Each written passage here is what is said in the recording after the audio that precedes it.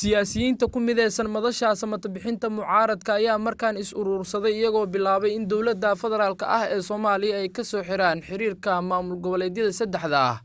ee taabacsan nidaamka waqtigiisa gabagabada yahay ee uu hogaamiyo madaxweynaha jamhuuriyadda federaalka ah ee Soomaaliya Xasan Sheekh Maxamuud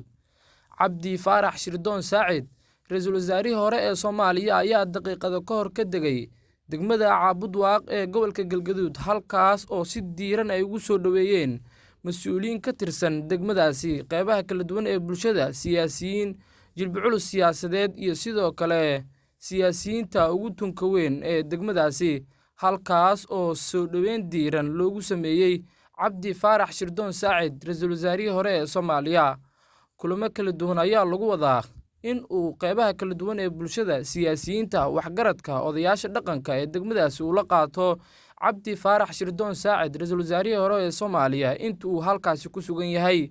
siyaasiyiinta ugu tunka weyn ee mucaaradka ee si weyn uga soo horjeeda nidaamka madaxweyne Xasan Sheekh Maxamuud ayaa waqtigan waxay u jiheysteen kala dhantaalida dowlad goboleedyada waqtigooda dhamaaday ee taabacsan filla Soomaaliya xilli dowladda uu hogaamiyo madaxweyne Xasan Sheekh Maxamuudna ay u jiheysatay doorasho qof iyo cod ah oo damaceedu yahay in ay ka qabato guud ahaan dalka Soomaaliya laakiin si weyn ay u diideen siyaasiyiinta mucaaradka ah ee ka aragtida duban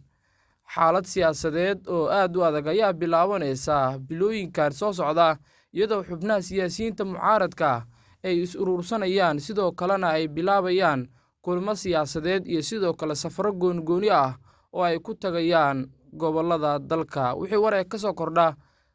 safarka Cabdi Faarax Shirdoon Saacid ra'iisul wasaarihii hore ee Soomaaliya barnaamijyada wararkan dambe ayaa idinku soo gudbi doona internet plus waa adeeg ay macaamiishu ka heli karaan internet fiber ah ku hadal iyo IPTV ula socda receiver ay ku jiraan in ka badan 4,000 oo kanaal internetka guryaha ku shubo $25 oo hel internet xawaarihiisu yahay 20 megabyte per second iyo 200 oo daqiiqo oo ku hadal gudaha ah ama ku shubo $30 oo hel internet xawaarihiisu yahay 30 megabyte per second iyo 200 oo daqiiqo oo ku hadal gudaha ah internetka xafiisyada ku shubo $50 oo hel internet xawaarihiisu yahay 55 megabyte per second iyo 400 oo daqiiqo oo ku hadal gudaha ah ama ku shubo $90 oo hel internet xawaarihiisu yahay 110 megabyte per second iyo 700 oo daqiiqo oo ku hadal gudaha ah